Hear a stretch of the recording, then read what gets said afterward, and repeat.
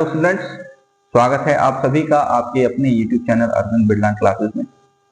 तो स्टूडेंट्स, आज की जो हमारी वीडियो का टॉपिक है वो है 1857 का विद्रोह। आज हम इस टॉपिक में 1857 के विद्रोह के बारे में पढ़ेंगे और विद्रोह के क्या कारण थे, या बोलें कि 1857 की क्रांति जो थी, इस क्रांति के क्या कारण थे।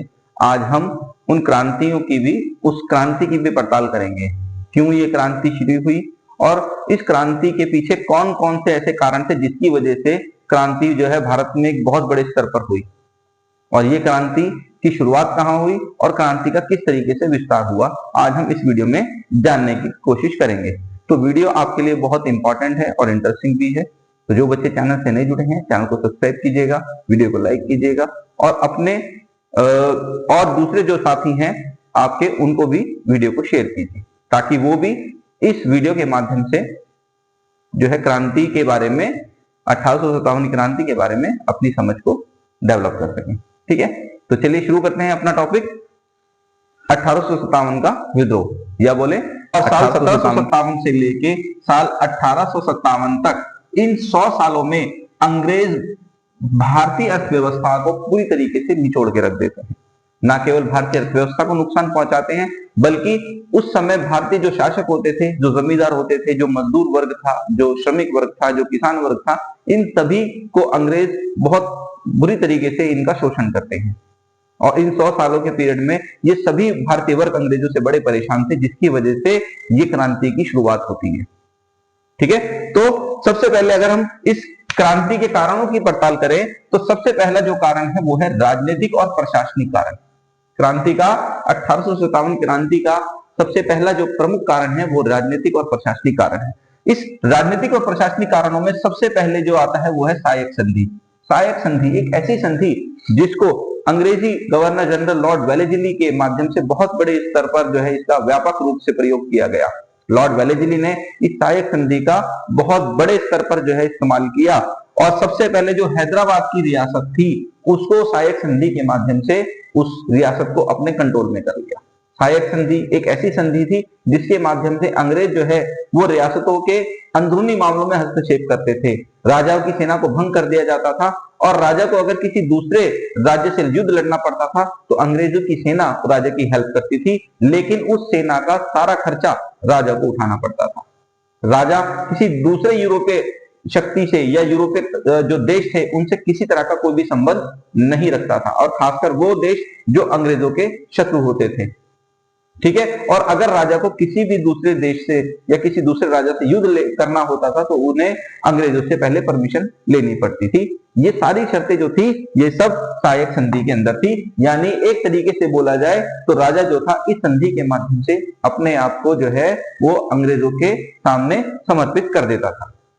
ठीक है, तो सबसे पहले हैदराबाद में सहायक संधि होती है साल 1798 में। उसके बाद मैसूर में जब टीपू सुल्तान की मृत्यु हो जाती है साल 1799 में, उसके बाद मैसूर रियासत जो है वो सहायक संधि अपना लेता है, और तंजौर जो है ये भी एक रियासत थी जिसने साल 1799 में सहायक संधि पे साइन कर दिए। ठीक है, तो सहायक संधि जो थी ये इसका एक सबसे बड़ा कारण थी विद्रोह का।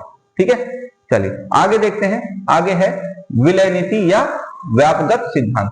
विलय नीति या जो है व्यापगत सिद्धांत को अगर हम बोल सकते हैं कि अंग्रेजों ने जो है बहुत बड़े स्तर पर अब जो है दूसरे राज्यों को विलय करना शुरू कर दिया। बहुत से ऐसे राज्य थे जिनको अंग्रेजों ने विलय कर लिया, और बहुत से ऐसे राज्य थे जिनके वारिस नहीं होते थे, और उनके वारिस ना होने की वजह से अंग्रेजों ने उन राज्यों को अपने अंडर कंट्रोल में कर लिया। ठीक है, तो ऐसे बहुत सारे राज्य थे जैसे सतारा, जयपुर, संबलपुर, बगाड़, झांसी, नागपुर, ये जितने भी रियासत थे यहाँ पर अंग्रेजों ने इनके मामलों में इंटरफेयर किया, और इन रियासतों के वारिस एक उत्तराधिकारी ना होने के कारण उनको अपने कंट्रोल में उन राज्यों को कर लिया। ठीक है, और इसके बाद अगला जो कारण है वो है उस समय जो मुगल बादशाह हुआ करते थे, बहादुर शाह जफर सेकंड। बहादुर शाह जफर सेकंड जो थे एक मुगल बादशाह थे, और इन मुगल बादशाह के साथ अंग्रेजों के जो व्यवहार था वो सही नहीं था। मुगल बादशाह के साथ वो बादशाह वाला व्यवहार नहीं करते थे, यानी एक अपमानजनक व्यवहार होता था बादशाह के साथ। तो इस वजह से भी लोगों के अंदर ये कठोर, मतलब ये कुंठा थी कि बादशाह के साथ जो है वो व्यवहार जो है अंग्रेजों का ठीक नहीं है। मुगल बादशाहों के जो नाम के सिक्के थे वो अंग्रेजों ने जो है ढालने बंद कर दिए थे, मतलब इनके सिक्कों पर पूरी तरीके से प्रतिबंध लगा दिया था। अब मुगल बादशाह केवल और केवल नाम का रह गया था, उसके सारे अधिकार अंग्रेजों ने छीन लिए थे, जो कि भारतीय जनता के ऊपर एक सबसे बड़ा जो था वो उनकी भावनाओं पे प्रहार था। इसके अलावा अगर हम बात करें, साल 1832 में अंग्रेजों ने एक कमीशन बनाया जिसका नाम था इनाम कमीशन। ठीक है, इनाम कमीशन, अंग्रेजों ने एक कमीशन गठित किया। इस कमीशन को गठित करने के माध्यम से अंग्रेजों ने 35,000 रियासतों की जांच पड़ताल करवाई, जिनमें से 20,000 रियासतों को, 20,000 जागीरों को, मैं जागीरों की बात कर रहा हूं, 20,000 जागीरों को अंग्रेजों ने गलत तरीके से जब्त कर लिया। 35,000 में से 20,000 जागीरों को अंग्रेजों ने जब्त कर लिया, जिसकी वजह से जो जमींदार वर्ग था वो अंग्रेजों का शत्रु यहाँ पर बन जाता है। तो जो ये जमींदार थे ये भी कहीं ना कहीं वेट कर रहे थे कि किस तरीके से अंग्रेजों से छुटकारा पाया जाए। ठीक है, तो ये जो कुछ कारण थे ये थे प्रशासनिक और राजनीतिक कारण। ठीक है, आगे अगर हम बात करते हैं आर्थिक कारणों की, तो आर्थिक कारण जो थे ये भी एक सबसे इंपॉर्टेंट जो है रोल निभाया था इन्होंने, जिसकी वजह से क्रांति की शुरुआत होती है। ठीक है, तो सबसे पहले अगर मैं बात करूं, जो अंग्रेजों की भू राजस्व व्यवस्था थी ये काफी कठोर थी। ठीक है, जैसे स्थायी बंदोबस्त हो गया, महालवाड़ी हो गया, जैसे रैयतवाड़ी हो गया, ये इतनी कठोर व्यवस्था थी, इतनी कठोर भू राजस्व व्यवस्था थी, जिसकी वजह से किसानों का लगातार शोषण हो रहा था। ठीक है, उसके बाद दूसरा, लघु उद्योग और कुटीर उद्योगों की अंग्रेजों ने पूरी तरीके से समाप्ति कर दी थी। अंग्रेजों ने किसी तरीके से लघु और कुटीर उद्योगों को जो है प्रोटेक्शन नहीं दिया, जिसकी वजह से ये उद्योग पूरी तरीके से बर्बाद हो गए, और इन उद्योगों की बर्बादी के कारण जो असर पड़ा वो भारतीय ग्रामीण जनता को पड़ा, जिसकी वजह से ग्रामीण जनता जो है वो भुखमरी की कगार पर आ गई। ठीक है, अगला जो है वस्त्र उद्योगों का नष्ट होना। अंग्रेजों ने भारत के जो सूती वस्त्र उद्योग थे उनको पूरी तरीके से नष्ट कर दिया। जो सूती वस्त्र इंग्लैंड में बिकने के लिए जाता था उस पर अंग्रेज लोग 70% तक टैक्स लगाते थे, जिसकी वजह से उसकी कीमत बढ़ जाती थी और कोई उसे विदेश में खरीदता नहीं था। जबकि अंग्रेजों से आने वाला जो कपड़ा था उसे यहाँ पर बहुत कम, मात्र 2.5% टैक्स देना पड़ता था, जिसकी वजह से यहाँ वो कपड़ा बिकता था। और इस तरीके से भारत का जो सूती वस्त्र था वो इस अंग्रेजों की नीतियों की वजह से जो है प्रतिस्पर्धा से बाहर हो गया और सूती वस्त्र उद्योगों का क्या हुआ, ह्रास हो गया।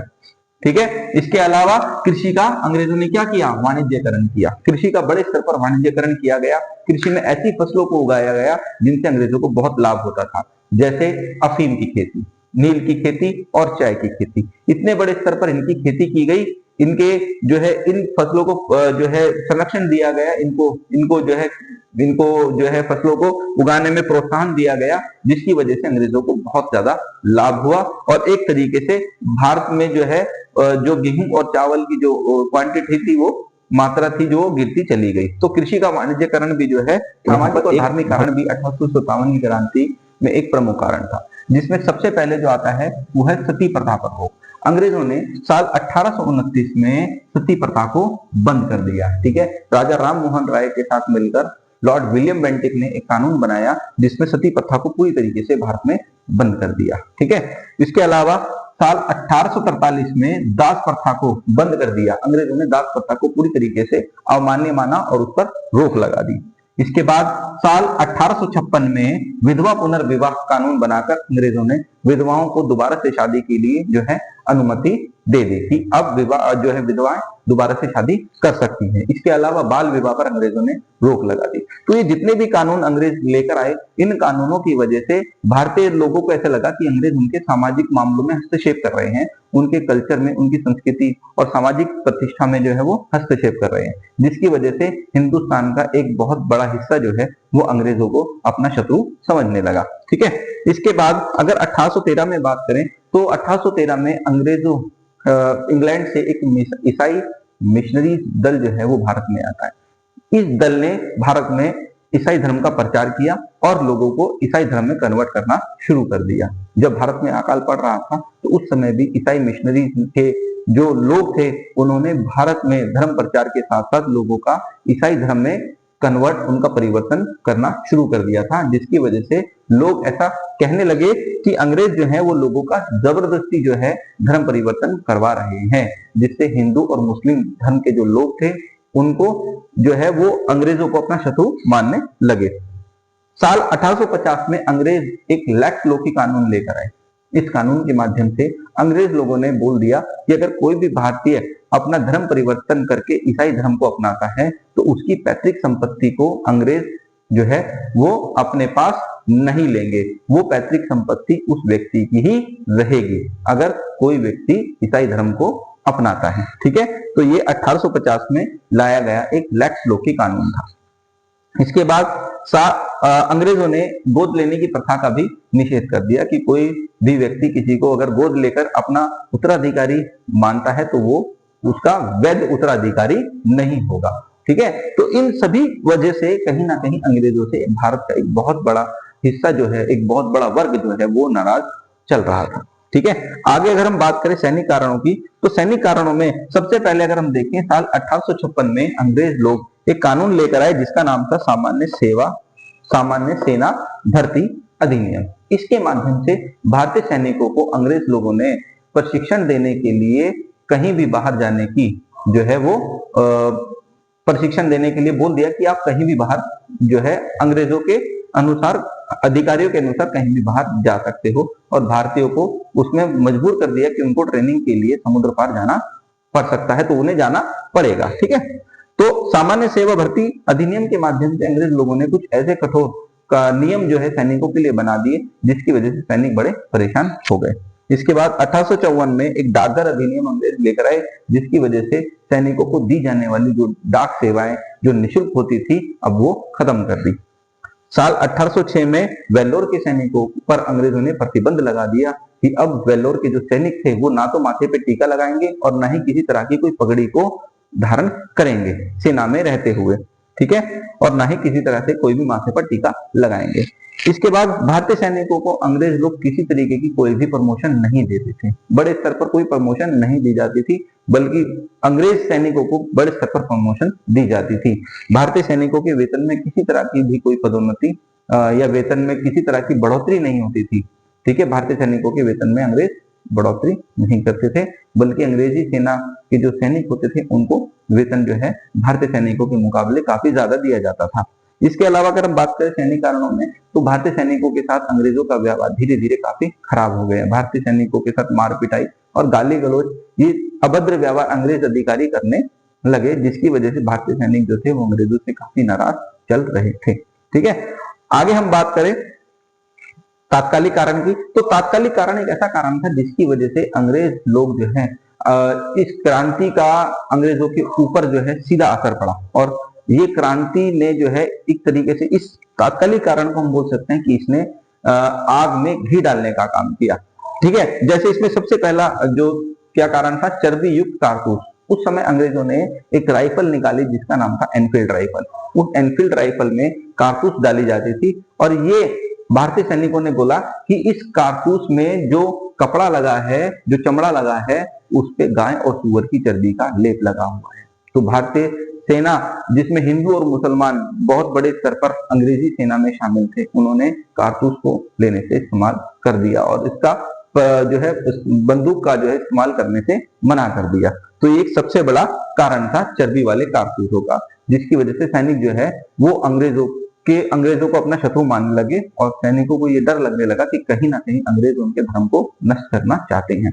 इसके अलावा कुछ ऐसे कारण थे जिसमें ये बताया गया कि जो अंग्रेज हिंदुस्तानी लोगों को आटा दे रहे हैं उसमें गाय और सुअर की हड्डी का चूरा है। ठीक है, तो ये ऐसे कारण थे जिसकी वजह से ये कहीं, अभी हमने कारणों के बारे में देखा, अब हम विद्रोह के आरंभ की बात करते हैं। तो आरंभ जो है ये कहां से होता है, देखिए सबसे पहले साल 1857 में ही 23 जनवरी 1857 को इस विद्रोह की शुरुआत होती है दमदम नामक एक जगह से, जहां के सैनिक जो हैं कारतूस को इस्तेमाल करने से मना कर देते हैं। ठीक है, और अंग्रेजों के खिलाफ बगावत कर देते हैं। उसके बाद फरवरी 1857 में बहामपुर की 19वीं रेजिमेंट के सिपाही जो है वो कारतूसों को यूज करने से मना कर देते हैं कि हम कारतूस का इस्तेमाल नहीं करेंगे क्योंकि इसके इस्तेमाल से हमारा धर्म भ्रष्ट हो सकता है। तो उन्होंने साफ मना कर दिया। अब यहाँ शुरुआत हो जाती है अंग्रेजों से के खिलाफ बगावत की। और उसके बाद मार्च 1857 में बैराकपुर छावनी के एक सिपाही जो 34वीं रेजिमेंट के सिपाही थे मंगल पांडे, उन्होंने इस कारतूस का इस्तेमाल नहीं किया और इसके अलावा उन्होंने मंगल पांडे ने अपने ही सैनिक अधिकारी ह्यूसन और बक के ऊपर गोली चला दी। मंगल पांडे ने अपने ही अधिकारियों पर गोली चला दी। इसके बाद अप्रैल 1857 में मंगल पांडे को फांसी पर चढ़ा दिया गया, उन्हें पकड़ा और फांसी पर उनको लटका दिया गया, जिसकी वजह से दूसरे जो सैनिक थे उनके अंदर ये क्रोध की भावना जाग उठी कि अंग्रेज जो हैं वो हम लोगों पर अत्याचार कर रहे हैं, ठीक है, हमारे ही लोगों को मार रहे हैं। जब ये बात मेरठ के सैनिकों के पास पहुंचती है तो मेरठ की जो घुड़सवार सेना होती है वो भी कारतूसों का इस्तेमाल करने से मना कर देती है कि हम इस चर्बी वाले कारतूस का इस्तेमाल नहीं करेंगे। तो उन 85 सिपाहियों को, घुड़सवार सिपाहियों को अंग्रेज लोग दंड देते हैं, उन्हें सेना से निकालकर उन्हें जेल में भेज देते हैं। जिसके बाद बाकी सैनिक जो हैं वो अंग्रेजों के इस आदेश का उल्लंघन करते हैं और अपने साथियों के खिलाफ खड़े हो, अपने साथियों के समर्थन में जो जिनको अंग्रेज जेल में डाल देते हैं उन 85 सैनिकों के समर्थन में बाकी मेरठ के सिपाही खड़े हो जाते हैं और मेरठ से ये क्रांति की शुरुआत अब सही तरीके से मानी जाती है। 10 मई 1857 को मेरठ के सैनिकों ने अब क्या किया, इस क्रांति की शुरुआत कर दी। तो मेरठ के ये सैनिक जो थे ये दिल्ली की ओर कूच करते हैं 10 मई 1857 को और दिल्ली की तरफ चलना शुरू करते हैं। 11 मई 1857 को ये दिल्ली में लाल किले पर पहुंचकर बहादुर शाह जफर से मिलते हैं और बहादुर शाह जफर को अपना सम्राट यहाँ पर वो घोषित कर देते हैं, ठीक है। तो दिल्ली में अंग्रेज जो सैनिक होते हैं उनको मारते हैं और दिल्ली पर अपना अधिकार कर लेते हैं। जब ये बात पता लगती है अंग्रेजों को तो अंग्रेज लोग जो है काफी घबरा जाते हैं, ठीक है। हडसन और निकलसन के नेतृत्व में एक अंग्रेजी सेना जो है भेजी जाती है। तो 14 सितंबर 1857 को दिल्ली को अंग्रेजी सेना घेर लेती है। अब ये सेना 20 सितंबर 1857 को अंग्रेजों की सेना दिल्ली पर कब्जा कर लेती है। हालांकि इस लड़ाई में अंग्रेजों के जो अधिकारी थे, जो हडसन थे, तो जो निकलसन थे, वो मारे जाते हैं और हडसन जो है वो अपने साथियों के साथ जो दिल्ली के बादशाह होते हैं बहादुर शाह जफर, उनको हुमायूं के मकबरे से गिरफ्तार कर लेते हैं और बहादुर शाह जफर और उनकी बीवी को गिरफ्तार करके रंगून जो है वो निष्कासित कर दिया जाता है, उनको रंगून की जेल में भेज डाल दिया जाता है।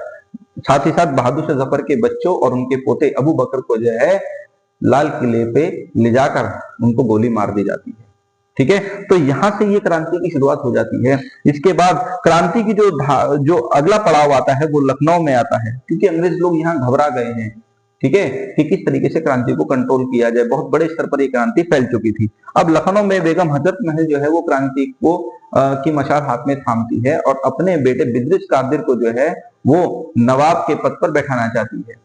तो लखनऊ में बहुत से सिपाही जो है बेगम हजरत महल के साथ हो जाते हैं, ठीक है। तो लखनऊ में एक व्यक्ति थे जो अंग्रेज अधिकारी थे जिनका नाम था लॉरेंस। लॉरेंस जो है इस विद्रोह को दबाने की कोशिश करते हैं, परंतु लॉरेंस जो है उस विद्रोह की आग में स्वयं ही जल के भस्म हो जाते हैं और लखनऊ में उनकी मृत्यु हो जाती है। इसके बाद कैंपबेल, अंग्रेज अधिकारी कैंपबेल को भेजा जाता है विद्रोह को दबाने के लिए।